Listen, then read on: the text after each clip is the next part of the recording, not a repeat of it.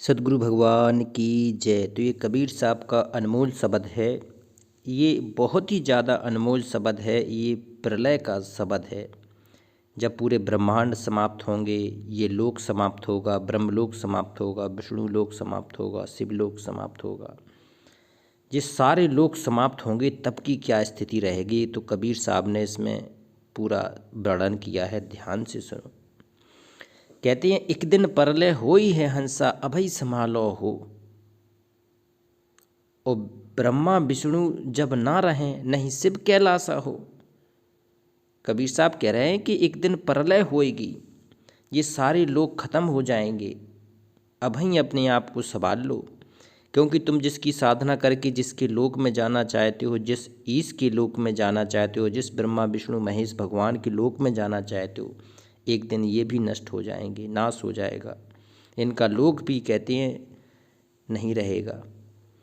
तो कहते हैं, एक दिन परलय होई है हंसा अभय संभालो हो। अभय अपने आप को संभाल लो। और कहती हैं, इनके ऊपर जो लोक है, जो शाश्वत स्थान है, सतलोक है, जो काल के जाल से परे है, वहाँ की तैयारी कर लो। कहते ब्रह्मा विष्णु जब ना रहें, जब ये ब्रह्मा जी भी नहीं रहेंगे, विष्णु भी नहीं रहेंगे, और न ही शिव कैलासा हो, ना ये शिव भगवान रहेंगे, ना ये कैलाश पर्वत रहेगा। और चांद सूरज जब ना रहें, ना चांद रहेगा, ना सूरज रहेगा, न ही धरनी आकाशा हो, ना ये धरती रहेगी, ना ये आकाश रहेगा। तो बताओ, इतनी गूढ़ रहस्य बातें कौन बता सकता है? ये भगवान ही बता सकती हैं। तो कबीर साहब के रूप में पूर्ण ब्रह्म परमेश्वर सतपुरुष अविनाशी राम कबीर साहब ये पूरे ब्रह्मांड की रचयिता थे। चांद सूरज जब ना रहे, नहीं धरनी आकाशा हो। और ज्योत निरंजन ना रहे, ये ज्योत निरंजन ब्रह्म कहती ये भी एक दिन नष्ट हो जाएगा। और नहीं भोग भगवान हो, और जो भोग भगवान है ये भी नहीं रहेंगे। और सत विष्णु मन मूल है, प्रलय तर आई हो। आहा, जो सत कहती हैं, सत विष्णु हैं जो मूल हैं, प्रलय तर आई हो। प्रलय में कहती हैं ये सारे लोक नष्ट हो जाते हैं प्रलय में। सत विष्णु मन मूल है, प्रलय तर आई हो। और 16 शंख युग ना रहें, ये 16 शंख कोश के बीच में जितने भी लोक हैं, 16 शंख के ऊपर पार सतलोक है। तो कहते हैं, जब ये 16 शंख युग ना रहें, नहीं 14 लोका हो, ये 14 लोक भी नष्ट होते हैं, 14 लोक। और अंड पिंड जब ना रहें, ना ये अंड रहेगा और ना ये पिंड रहेगा। अंड है एक ब्रह्मांड और पिंड है हमारा शरीर। ये ना तो हमारा ये शरीर रहेगा, ना ये ब्रह्मांड रहेगा। नहीं यह ब्रह्मांड हो, देखो आ गया, ना ये अंड रहेगा, ना पिंड रहेगा, ना ये ब्रह्मांड रहेगा। कबीर हंसा पुरुष मिले मुरे मुरे और ना भावे हो। आहा, अब कबीर साहब कह रहे हैं कि अगर जिसको ये सत कबीर भगवान मिल जाए, जिसको एक पूर्ण ब्रह्म परमेश्वर कबीर साहब जिसको भी मिल जाए, तो कबीर हंसा पुरुष मिले, मुझे कबीर परमात्मा मिल गए, मोरे और कोई ना भावे रे। और कोटन पर लटार के तो आँच ना आवे हो। कबीर साहब कह रहे हैं कि अगर तुम हमारी शरण में आ जाओगे तो करोड़ों करोड़ों करोड़ों प्रलय आ जाएंगी, ना अरबों खरबों प्रलय आ जाएंगी, तब भी तेरे ऊपर कोई आँच नहीं आ पाएगी। आँच क्यों नहीं आ पाएगी? तो तू पूर्ण मोक्ष करके काल के जाल से परे तू सतलोक चला जाएगा। शाश्वत स्थान सतलोक की तेरी यात्रा हो जाएगी। फिर तुझे किसी की प्रलय से डरने की जरूरत नहीं है। तो अभी समय है। ये शब्द रूप में भगवान सत कबीर आज कबीर साहब प्रकट है, शब्द रूप में मालिक। तो ये अपने लोक सतलोक में ले जाने के लिए भगवान ये सारी चीज़ें कर रहे हैं। अब उपदेश के शब्द शुरू हो रहे हैं। उपदेश सतगुरु का ये तो था अभी। तो ये उपदेश में बहुत ही सजगता है, गहराई है। ब्रहणी सुनो पिया की बानी। आहा, कबीर साहब कह रहे हैं तो ब्रहणी सुनो पिया की बानी। ब्रहणी कौन है? ब्रहणी है हम भगत, जो भगवान के लिए साधना कर रहे हैं, हम संत हैं। और ब्रह में भगवान की, ब्रह में भगवान कौन है? भगवान है सच्चा गुरु। हम अपने गुरु के ब्रह में, गुरु की याद में भक्ति कर रहे हैं। तो उनके लिए कबीर साहब कहते हैं कि ब्रहणी सुनो पिया की बानी। अब तुम अपने पिया की बाणी सुन लो, अपने सतगुरु की बाणी सुन लो, अपने भगवान की बाणी सुन लो। अब सत भक्ति करना शुरू कर दो। सहज स्वभाव मूल रहनी, सुनो शब्द सुततानी। कहती हैं सहज स्वभाव, तुम्हारा स्वभाव है ना ये बिल्कुल सहज हो जाना चाहिए। साधु सहज समाधि भली, सहजता में ही भगवान मिलता है। जो सहज नहीं हो पा रहा है उसको भगवान की प्राप्ति ऐसी नहीं हो पाएगी। सहजता में भगवान है।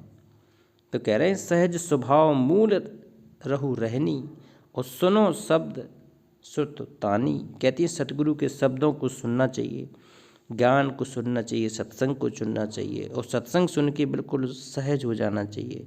अपने आप को बिल्कुल अधीन कर लेना चाहिए, सतगुरु के चरणों में समर्पित आपका स्वभाव हो जाना चाहिए। सील संतोष की बांधो कामरिया, और हो ही रहो मगन दीवानी। कहती हैं आपके अंदर शीलता आनी चाहिए, संतोष आना चाहिए। अगर शीलता नहीं है, संतोष भी नहीं है, कि बांधो कामरिया, अपनी कामरिया का अर्थ है अपने अंदर ग्रहण कर लो। ये आपको हमेशा शील और संतोष में रहना है। हो ही रहो मगन दीवानी, और सतगुरु के प्रेम में आपको मगन रहना है, सतगुरु की भक्ति में आपको हमेशा मगन रहना है। और दुई फल तोर मिलो हंसन में, सोई नाम निशानी। दुई फल तोर, दुई फल कौन है? दुई फल हैं जी। कहती हैं भगवान के जो साधना वाले दो मंत्र हैं, दो अक्षर हैं। कहती हैं इनसे पार आपको जाना है। दुई फल तोर मिलो हंसन में। कबीर साहब ने लिखा कि सो हम हद तजी जब भाई, और सत्य लोक की हद पुनि आई। तो ये तो छोड़ नहीं पड़ेगा आपको, इस लोक की हर चीज़, हर मंत्र आपको छोड़ के जाना है। दो ही फल तोर मिलो हंसन में, तब उस पूर्ण भगवान के, कहते हैं सतगुरु भगवान के हंसों में मिल पाओगे। सोई नाम निशानी, और वो नाम के सहारे मिल पाओगे, सतगुरु शब्द के सहारे मिल पाओगे। और तत्व भेष धारे जब ब्रह्न, आहा तत्वभेद, जब कोई भगत तत्वभेद का धारण करेगा, सतगुरु के सार शब्द का धारण करेगा, सार भेद जिसको मिल जाएगा, शब्द भेद मिल जाएगा, जैसे पूर्ण तत्व ज्ञान मिल जाएगा। तो कहती है तत्व भेद धारे जब ब्रह्नी होती है जो भगत प्रेम में बिल्कुल तड़प रहा हो अपने सतगुरु के, उसे कहती है ब्रह्न।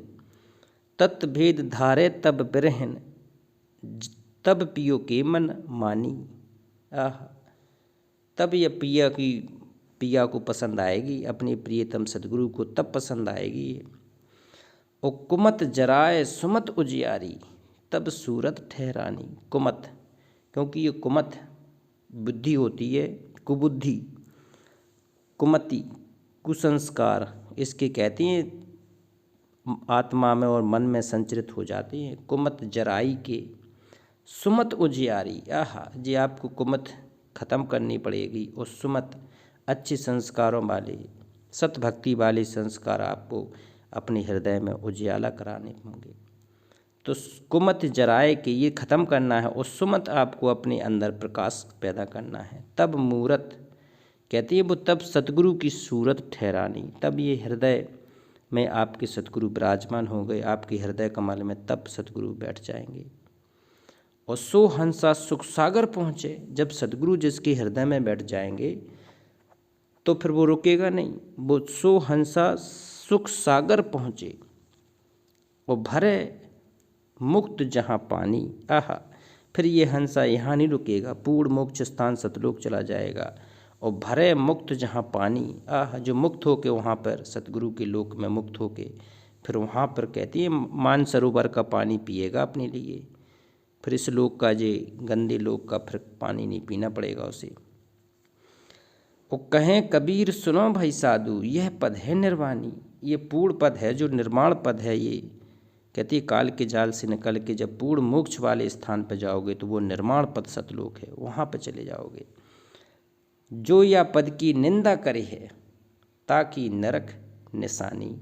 कबीर साहब कह रहे हैं जो मेरे इस शाश्वत स्थान सतलोक पद की, जो सच्चे पद की निंदा करेगा, जो सतलोक की निंदा करेगा, जो सच्चे गुरु की निंदा करेगा, जो सच्ची भक्ति की निंदा करेगा, भगवान की निंदा करेगा, कहते ताको नरक निशानी। ताको कबीर साहब कह रहे हैं कि उसको नरक की निशानी मिलेगी, नरक का सीधा सीधा फिर नरक में ही जाएगा। तो एक जो भगवान बिल्कुल चेता रहा है कि भक्ति कर लो, ये सही समय है, शब्द रूप में भगवान भी प्रकट है और समय भी सही है।